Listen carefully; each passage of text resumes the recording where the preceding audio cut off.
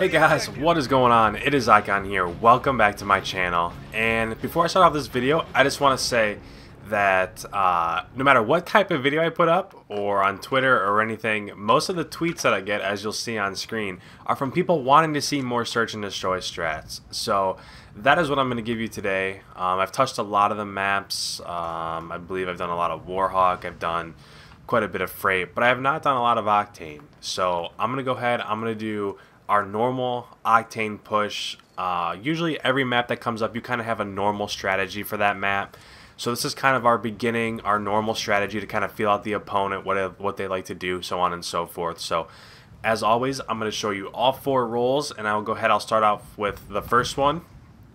So I don't play this role, but I do have this class. It's a sniper, and it's got a thermal, and I have a vector just to switch to in case I get into trouble. But this is our break. This person, all that they're gonna do is they're gonna run up here. They're gonna run to front strip Humvees, and they're gonna watch this cross. For 2 reasons. The likelihood of getting a pick here is not very high. So if you do get a pick here, it's it's really good. I mean, that'll help out your team a lot. But most importantly, this person is going to call out to your teammates if somebody rushed front hotel. If somebody did rush front hotel, then that alters the course of the strategy going forward. If somebody crossed the front hotel, then you have to kill that guy before you can plant. Whereas if nobody crosses, then you can probably get away with getting the bomb down quickly before any kills go down whatsoever. So this is one way to rush front hotel or front strip to get that snipe. Another way that I've seen a lot of pros do is, I ran this way and then I looked across.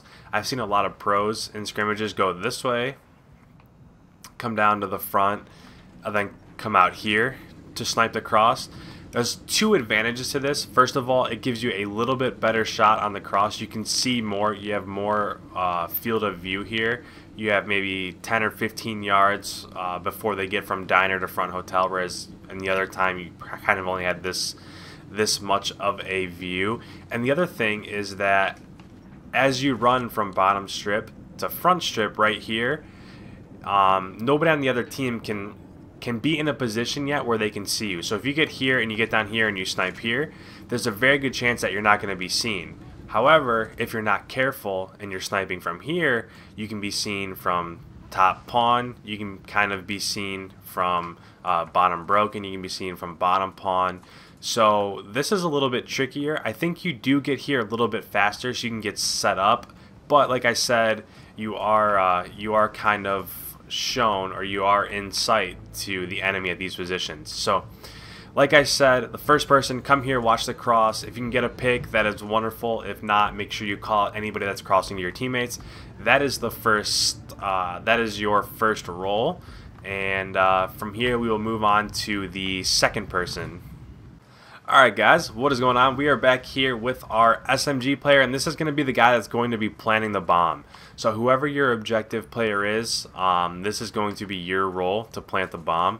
Now, if I bring up my loadout real quick, you'll notice I am using Incog. I also have a trophy system, and for me personally, I like to counter our own smoke that we throw with a thermal on our vector. For the most part, as soon as I bring this up, I'm going to switch off of the actual thermal part, just because of the simple fact that it's really hard to get a kill while aiming down sight in a thermal like this with an SMG. So the only time I'll actually use this sight is if I'm looking through the smoke. Any other time in the round, if I'm not looking through smoke, then I'll go ahead and I'll switch off it. But let's talk about this guy's role real quick. First of all, he is going to grab bomb, and he's going to make his push over to B. This is a B push. So the only real thing that you have to worry about is this cross right here. So as you walk through this, usually people will run and they will set up right there in bottom gas, and they will try to snipe you. So kind of mess around with your timing right there so that it's never the same, so they can't get a beat on you. Once you get over here, this guy is going to be planning, and this is where I said the importance of your sniper that is going front strip. If he called out somebody front hotel, then you want to kind of go bottom hotel. You want to work your way up to front hotel. You want to get that guy down before you get the bomb down. Because if that guy is above you, so say that guy rushes front hotel and he's up here, if that guy is sitting anywhere around the bomb, like right here, he can hear you open your briefcase. So if you open your briefcase, he's going to relay to his teammates that the bomb's going down. He can jump down, he can get that kill. So you want to make sure that there's nobody in your base. At least do all that you can to make sure that there's nobody in hotel before you plant the bomb. Now, where should you plant the bomb? This is all up to your own personal, whatever you guys like to do. It really is your personal preference. But I have a trophy system. I'm going to put this down. Then there's two places to plant the bomb. Everybody pretty much plants the bomb right here. However, everybody also expects the bomb to be going down right here. So one of our guys will be throwing smoke, and that will be the guy that I get to next. So he's going to throw smoke. You're going to get your trophy down and get the bomb down. However, like I said, if you throw smoke, everybody's going to expect the bomb to be going down right here. So what I like to do is I'll throw smoke, I'll put this trophy down, and then I will actually plant over here. And the only reason for that is because, like I said, if there's somebody in bottom diner, so if there's somebody down there and there's smoke and the bomb, he's expecting the bomb going down, he's going to be shooting right here. This is the lane. 100 times out of 100, this is where he's going to be shooting. So that's why I like to plant the bomb over here. So I'll plant the bomb right here, and I'll get it down from here. So that is the actual bomb planter's role. Then from there,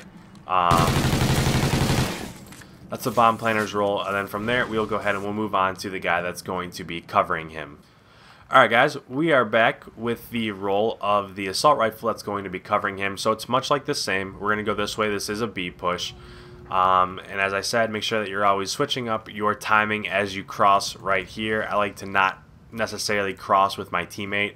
We send somebody bottom gas right here to this sniper position, and we've actually had our person on our team get a collateral.